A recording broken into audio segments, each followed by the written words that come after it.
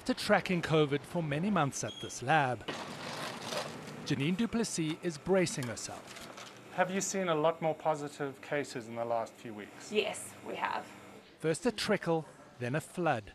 At the Wits Vida lab, they're studying a disturbing variant of an old foe. It's still too early to actually tell. There's so much that is so unknown about the variant. Everyone feels a little bit of hopelessness in a moment like that. This lab is really at the coalface of the COVID response. You know, they're expanding so fast, they're putting their samples in freezers right here in the hallway. They come in shifts, and as this wave develops, they'll be operating 24 hours a day. They know how bad it gets. This was Delta's awful impact in Johannesburg. In July, patients stacked in hallways, struggling to breathe, in exclusive footage obtained by CNN.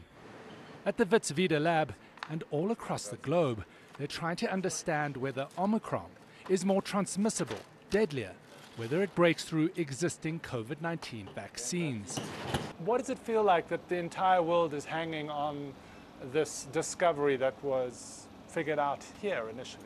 Yeah, so I mean, it does feel a bit sort of surreal when you watch the news and you see the impact it's having globally, and you're thinking, wow, you know, it's sort of affecting stock markets and and airlines and people's travel plans.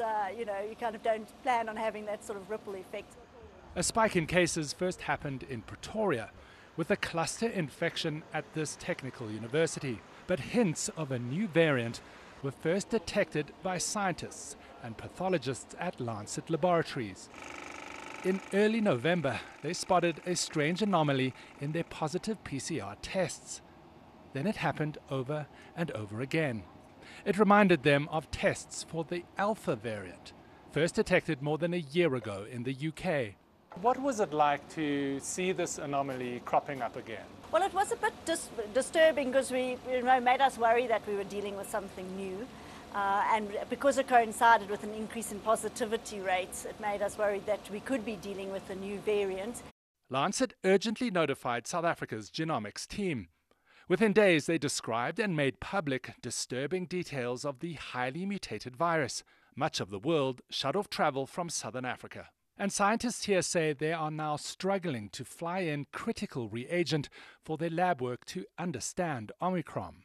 Was it so important to alert everybody about this? Especially with the reaction of the world to southern Africa on the announcement of the variant. So, you know, a lot of people say, well, why don't you just keep quiet about what you find? But what's important is we know that a new variant is likely to cause an increase in cases, whether they be more severe or not. David McKenzie, CNN, Johannesburg.